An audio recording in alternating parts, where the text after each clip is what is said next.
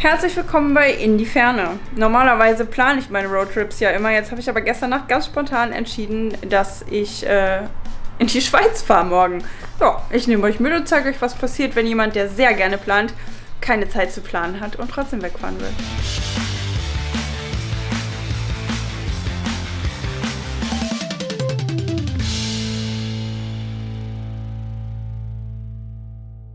Guten Morgen, der Kaffee ist getrunken, die Sachen sind soweit gepackt, ein paar Kleinigkeiten muss ich noch erledigen, aber die Abfahrt rückt näher. Ich werde so gegen Mittag erst loskommen, denn ich habe noch einen Co-Piloten bekommen, der mitkommt. Also das heißt, zu zweit im Minicamper, das wird ein Abenteuer, besonders für mich. Ne? Ich bin ja gewohnt, alleine zu reisen. Seht ihr dann, ob der andere überlebt. Ja, und ich merke, wie ich einfach schon wieder so hart im Katastrophenmodus bin. Also ich packe für alle Eventualitäten Lebensmittel. Ihr könnt ja das wollen, ich könnte ja das zubereiten wollen. Und das heißt, im Minicamper muss man eigentlich sehr hart aussortieren, was mitkommt und was nicht. Ich muss mich da echt bremsen. Ich will immer auf jede Eventualität vorbereitet sein und nicht auf anderes angewiesen sein. Kennt ihr das? Macht ihr sowas auch? Schreibt mal in die Kommentare, ob ich die einzige Bekloppte bin, die sowas macht. Kleine Snacks für die Fahrt, bisschen Obst. Und ich habe wieder gedacht, ja, könntest du ja Salat machen. Dann habe ich mir hier Öl abgefüllt. Essig, Brot. Ich habe ein zweites Paket Brot im Auto. Dann dachte ich, Gemüsebrühe. Vielleicht möchtest du irgendetwas mit Gemüsebrühe machen. Jetzt habe ich die schlechteste Gemüsebrühe genommen, die ich noch aufbrauchen muss, damit ich aufbrauche. Der Kühlschrank ist voll. Dann habe ich hier Gastgeschenke, ne? Altbier aus Düsseldorf. Unter anderem. Ah ja, und Glasreiniger. Und dann haben wir hier noch ein beliebtes Spiel, das habe ich schon seit Jahren und die Leute lieben das. Also ich kann es nur empfehlen. Wizard zocke ich mit allen möglichen Leuten seit Jahren. Ein gutes Reisespiel auch. So, letzte Tasse Kaffee und dann geht's los. Ah, scheiße, alles auf dem Boden. Ah. Dann hole ich gleich den Co-Piloten ab. Und dann fahren wir erstmal 6-7 Stunden bis zur Grenze. Also ich habe jetzt schon mal ein paar Sachen vorbereitet, weil ich fahre als erstes ja in die Schweiz. Das heißt, man muss ein bisschen aufpassen. Man darf sein Mobilfunknetz am Handy nicht auf automatisch auswählen stellen, weil sonst kann das in den grenznahen Gebieten passieren, dass der ja dann halt einfach ein Netz aus der Schweiz nimmt und die Schweiz gehört ja nicht zur EU.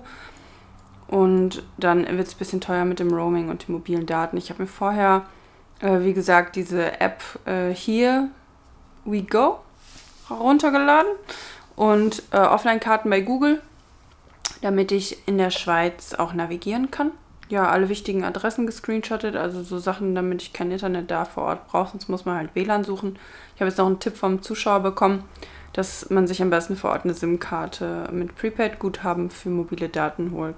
Ich habe auf jeden Fall schon so ein kleines aufgeregtes Kribbeln im Bauch, weil ich mich ein bisschen freue und weil es ein bisschen Abenteuer wird, weil ich so gut wie nichts im Detail planen konnte und ich auch eigentlich in der Stimmung bin auf, also ich habe so ein bisschen Bock auf sowas. Also gucken wir mal. Kurzer Zwischenstopp, Pipi-Pause. Der Co-Pilot ist mit an Bord.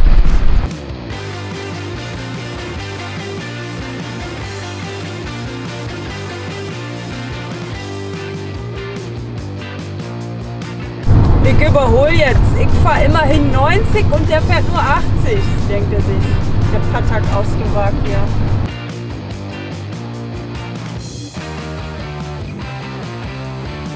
Wir sind gerade an Conny vorbeigefahren, hat sie geschrieben. Auf der Autobahn offenbar. Also es war gegen Nachmittag schon. Vor einer Stunde. Vielleicht ist sie auch auf dem Weg Richtung Oberammergau oder sonst wo in die Berge. Hier trifft man sie alle. Die Camper.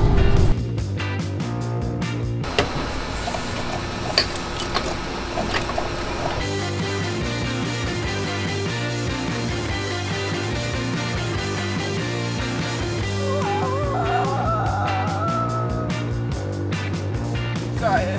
Oh, wie cool ist das denn? Kann man schöner in ein Land fahren? Kurzes Update aus dem Kombo nach der ersten Nacht. Ich räume jetzt hier alles wieder ein, was wir rausgeholt haben. Und zwar sind wir bei Verwandten untergekommen. Haben in einem richtigen Bett geschlafen und nicht im Kombo. Hier ist noch Chaos. Ich muss jetzt hier erstmal alles richtig einpacken.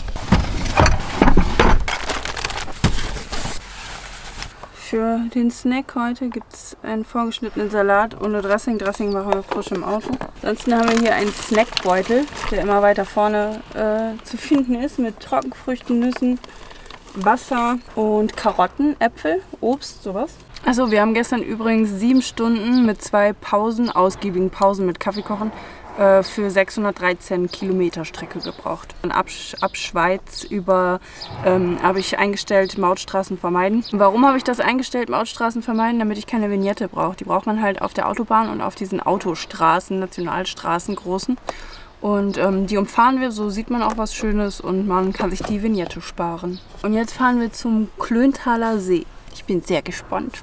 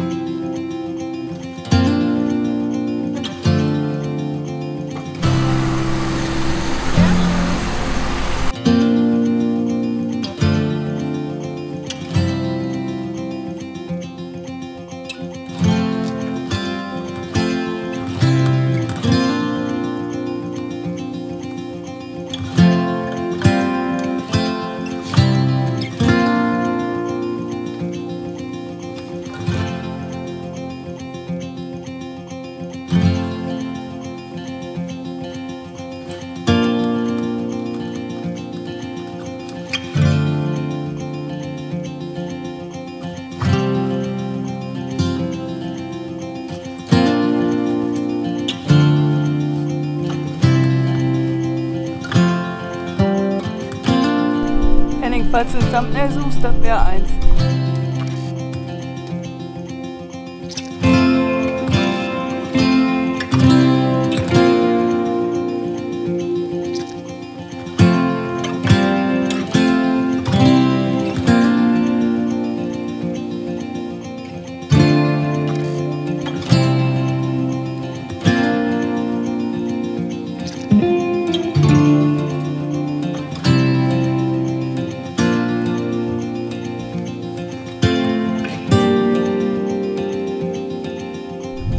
Ja, wir sind schon wieder zurück in Düsseldorf mittlerweile. Warum fehlen jetzt die letzten Teile des Vlogs? Weil das einfach nur Fahren war. Als wir aus Zürich zurück sind, haben wir nochmal eine Nacht in dem Gästezimmer von der Nacht davor übernachtet und sind dann einfach nur noch weitergefahren. 7 Stunden, dann Autobahn, ein bisschen Landstraße Richtung Bayern. Und dann waren wir in Bayern und haben 2 Zuschauer getroffen, und zwar Jutta und Ralf vom Alltagsfluchtmobil. Liebe Grüße an der Stelle. Naja, und da ist man ja dann auch erstmal, ne, man muss ja erstmal kennenlernen, da hole ich jetzt nicht direkt die Kamera raus und filme. Aber ich kann euch an der Stelle ein paar Bilder einblenden. Wir haben nämlich noch nett gegrillt und uns unterhalten. Und sie haben mir ihren Nissan NV200 gezeigt. Die haben sich nämlich einen Minicamper auch ausbauen lassen und zum Teil auch selber noch Sachen ausgebaut. Wenn die euch interessieren, die haben auch ein Profil auf Instagram, Alltagsfluchtmobil. Ich verlinke die euch auf jeden Fall auch in der Infobox, dann könnt ihr da mal vorbeischauen, was sie sich da so gebaut haben. Zeit für ein kleines Schweiz-Fazit von diesem spontanen Roadtrip. Ich habe nämlich noch ein paar Infos für euch, die interessant sein könnten für euch. Kleiner Fun-Fact, die Maximaleinfuhrmenge von Butter in die Schweiz beträgt 1 Kilo pro Person. Warum wissen wir das? Weil wir nämlich dem lieben Menschen, bei dem wir übernachten durften, ja, Butter mitgebracht haben. Das heißt, ich habe mich da auf 1 Kilogramm dann beschränkt. So, dann waren wir in Schweiz in der City angekommen. Was haben wir als erstes gemacht? Wir sind zur ETH gegangen, das heißt die Eidgenössische Technische Hochschule, und haben uns da erstmal ein paar Präparate angeguckt, denn im Erdgeschoss von so einem Gebäude da gibt es sehr viele Tierpräparate aus dem Biologiebereich. Und ich dachte am Anfang nicht, dass ich das so interessant finden würde, aber es kostet halt nichts, da reinzugehen. Man kann einfach so reingehen. Und ich fand es wirklich spannend am Ende. Also ich habe mir das dann durchgelesen, ein paar Sachen angeguckt und dachte, what the fuck? Irgendwie ist es so ein bisschen creepy mit den Tieren und so, wenn man auch sieht, wie die präpariert wurden und aufgefädelt und so. Das ist irgendwie auch bedrückend. Und andererseits verstehe ich halt auch, wie Leute sich mit sowas auseinandersetzen, warum die manche Sachen dann da spannend finden, und weiß ja nicht, unter welchen Umständen jetzt diese Präparate entstanden sind. Und ich hoffe einfach für die Tiere, dass das keine komischen Wege gegangen ist. So, Was haben wir da so gesehen? Es gab Pferde mit Maden im Magen. Das fand ich ziemlich beeindruckend, dass man halt tatsächlich auch diese Maden da in dem Stück Magen sehen konnte, wie die da drin sitzen, wie groß die sind, dass die sich da ansammeln können in so einer Masse und so einen Pferdemagen befallen können. Dann Katzen mit Kopfreude. Also ist jetzt nicht so unfassbar crazy, aber die hatten halt so ein Präparat da und das sieht man auch nicht so häufig. Oder so Würmer in so Rinderorganen, Verdauungsorganen und so. Sehr lange Würmer, dass man halt mal eine Vorstellung bekommt, wie groß die so werden können. Hat jetzt alles nicht viel mit Camping zu tun, kann ich euch aber empfehlen, wenn ihr für umsonst mal interessante Sachen in Zürich angucken wollt, checkt mal die ETH. Die haben übrigens auch eine schöne Terrasse, die Polyterrasse. Da hat man einen schönen Ausblick über Zürich. Kostet auch nichts. Und dann kann man da einfach die kleinen Gässchen runterlaufen in die Altstadt. Es gibt eine Strecke, also Zürich ist ja einmal geteilt von einem Fluss. Und wir sind halt rechts vom Fluss lang gelaufen. Das war echt süß, so das Viertel. Viele alte Gebäude, schöne Architektur und so ganz niedliche Gässchen. Und ziemlich cool, überall Brunnen. Also wirklich an jeder Ecke gab es diese Trinkwasserbrunnen. Das kannte ich schon aus Rom, fand das da schon ziemlich cool. Und ich ärgere mich jedes Mal, warum es das in Deutschland nicht gibt. Ich verfalle auch leicht in Panik, wenn ich nichts zu trinken mit habe und mal den ganzen Tag irgendwie im Sommer draußen unterwegs bin. Ja, und das brauchst du halt in Zürich nicht. Gibt es halt alle paar Meter einen Trinkbrunnen. Da kannst du dann was trinken. Ja, und die sind natürlich auch künstlerisch interessant, kulturell interessant. Manchmal hast du kleine, alte, moderne. Ja, gibt viel zu entdecken beim Thema Brunnen in Zürich. Dann haben wir eine kleine Mittagspause am Zürichsee gemacht. Jedes Teil hat 2,50 Franken gekostet. Und das war einmal ein Mandelschlaufen, eine eine Mandelstange, Aprikosenschlaufen und Pudding, Teilchen, irgendwie sowas. Waren alle mega lecker, aber am geilsten fand ich die Mandelstange. Die war richtig gut mit Marzipan. Und dazu ein Kaffee, ausnahmsweise to go. So, was kann man jetzt ganz allgemein euch noch an Infos mitgeben? Und zwar in der Schweiz Preise. Sprit, schöne Geschichte. In der Schweiz hat sich das alles so bewegt zwischen 1,64 bis irgendwie Mitte 1,70 oder irgendwie sowas pro Liter. Also ich tanke ja Benzin, darauf habe ich geachtet. Und wir haben also versucht, in der Schweiz nicht zu tanken und haben das stattdessen dann auf dem Rückweg gemacht. Irgendwo in Hessen war das. Da war plötzlich, ja, ist mir glaube ich erst einmal passiert, ging meine Tankleuchte an. Und dann bin ich schnell zur nächsten Tanke, die sich finden ließ, gefahren und habe da getankt. Ja, habe dann nicht auf den Preis geguckt. Und das böse Erwachen kam dann mit der Rechnung. Ich habe mich schon gewundert, warum steht so ein ungewöhnlich hoher Betrag auf der Tanksäule. Und zwar habe ich da mal locker für 1,84 € pro Liter getankt, Benzin. Und so hohe Preise haben wir noch nicht mal in der Schweiz gefunden. Liebe Grüße an dieser Stelle, an diese Tankstelle. Wir kommen nicht nochmal zu euch. Das Autofahren war in der Schweiz extrem entspannt, hätte ich nicht gedacht. Also einfach auch aufgrund der Geschwindigkeitsbegrenzung. Autobahn bin ich nicht gefahren, habe ich ja erzählt, wegen der Vignette. Auf den Landstraßen war 80 statt 100, also tricky für deutsche Touristen. Musste man sich erstmal dran gewöhnen, aber generell Verkehrsverstöße kosten relativ viel, wenn man irgendwie zu schnell fährt oder so. In der Schweiz auch generell. Man muss zum Beispiel immer Tagfahrlicht anhaben. Und nee, hat man das nicht, kostet das schon 40 Franken. Hat man keine Vignette, obwohl man eine Autobahn benutzt oder halt eine mautpflichtige Straße, kostet es 250 Franken. Und generell Geschwindigkeitsübertretungen werden halt auch, die Strafen sind schon teuer.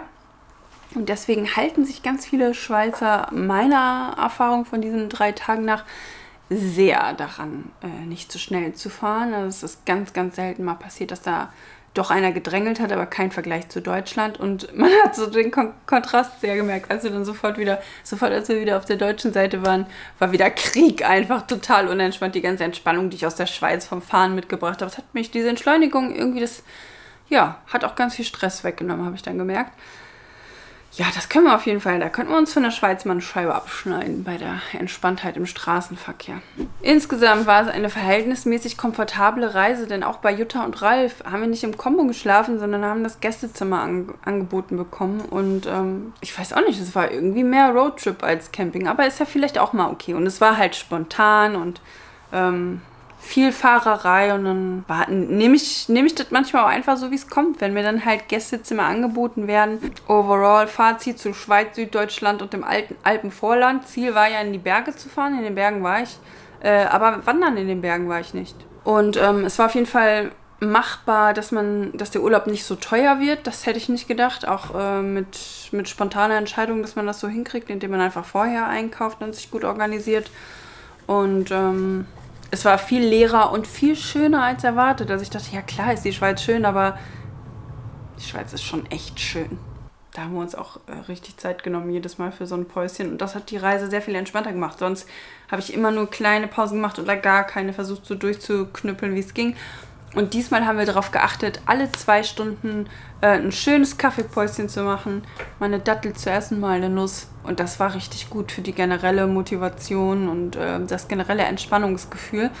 Den Weg werde ich mir merken und so weitermachen. Könnt ihr mal in die Kommentare schreiben, wie ihr das macht. Hetzt ihr auch immer durch und wollt ihr alles fertig haben und bloß nicht so oft anhalten, damit man nicht so lange fährt?